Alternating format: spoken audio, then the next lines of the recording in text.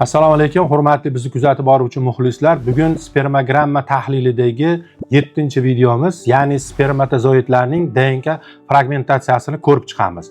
Qisqacha bu mavzuni tarixi haqida sizlarga to'xtalib o'taman. 1980-yillarga kelganda erkak kishining spermatozoidning boshini ichidagi erkaklik genomini butunligi erkaklarning homilador qila olishlik qobiliyatiga ahamiyati egaligi fikri birinchi bo'lib oldinga surilgan. 1990-yilga kelganda esa buni diagnostika usuli SCSA, ya'ni xromatin assay usuli kashf qilindi. 2000-yillarga kelganda sun'iy urug'lantirish paydo bo'ldi.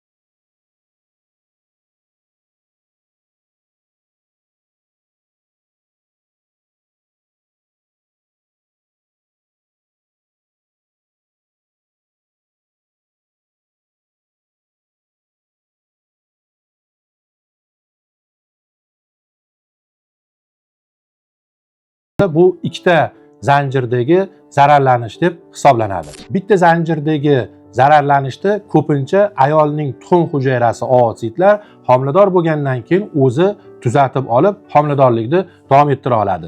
Lekin ikkita zanjirda uzilish kelsa, buni odatda ootsitlar tuxum hujayra tuzata olmaydi. Buning uchun bu bemorlarni davolashimiz kerak. Bu yerda tanadagi boshqa DNKlarning himoyalanishi bilan spermatozoid DNKsini himoyalanishi, ya'ni o'ralishi ikki xil.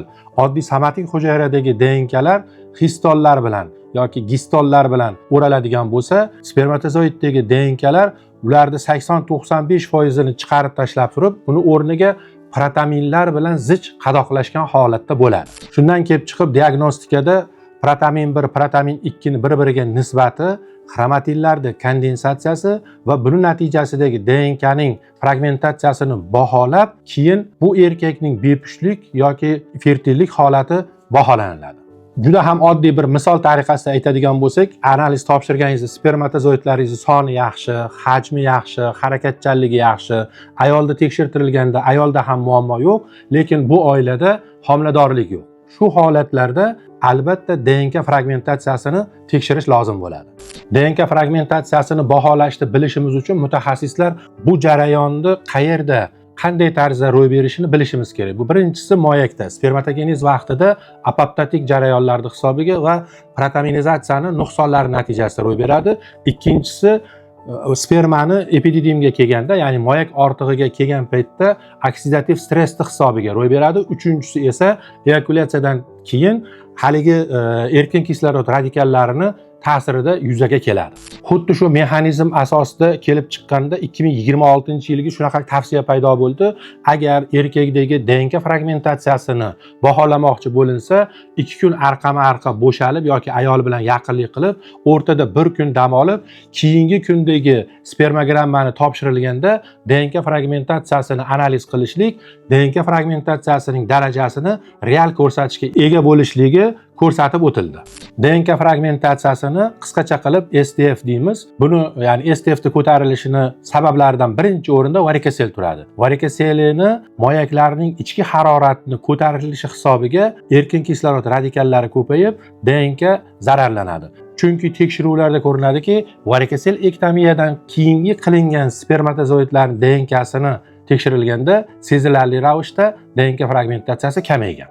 Keyingi omil esa bu erkaklarning yoshi o'tganligi. Asosan 40 yoshdan keyin deb aytilsa ham, asosan 50 yoshdan keyin hujayralarning qarishini hisobiga muhitda yana erkin kislorod radikallari ko'payib ketadi va DNK fragmentatsiyasini oshishiga sabab bo'ladi. Keyingi omillardan biri bu zararli odatlar, eng ko'p keltirilgani sigaret hisoblanadi. Buni zararlarini biz aytmasak ham bir dunyo zarari borligini o'zlaring bilasizlar. Undan tashqari ba'zi surunkali infeksion kasalliklar va turli moyaklarda o'tkazilgan operatsiyalar ham DNK fragmentatsiyasini oshishiga sabab bo'ladi.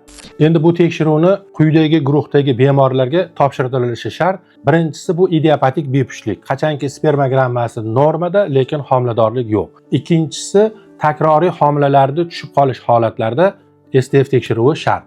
Uchinchisi varikosel, ayniqsa 2-3 darajadagi varikosel holatlari. To'rtinchisi bir necha marta eko yoki tabiiy homiladorliklarda muvaffaqiyatsizliklar holati. Beshinchisi esa 40 yoshdan o'tgan erkaklarda bugungi kunda standart bo'yicha tekshirilishi shart. Diagnostikasida juda ham turlari ma'lum, lekin asosan 3 tasi ishlatiladi. SCSA, xromatin assay diagnostikasi juda ham sezgir, lekin keng tarqalmagan.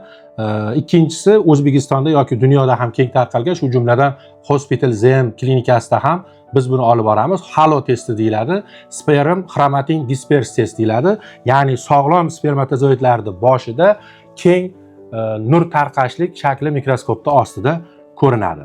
Uchinchi usul bu Comet assay deyiladi. Baholash bu juda ham sezgir, o'sha bitta zanjir yoki ikkita zanjirda buzilganligining darajasini aniq ko'rsatib beriladi, lekin asosan ilmiy tadqiqotlar institutlarida olib boriladigan tekshiruv usuli hisoblanadi. Natijalarni tahlil qilish juda ham oson. Kerak bo'lsa bitta raqamni eslab qolinsa bo'ldi deymiz bemorlarimiz uchun tushuntirishda.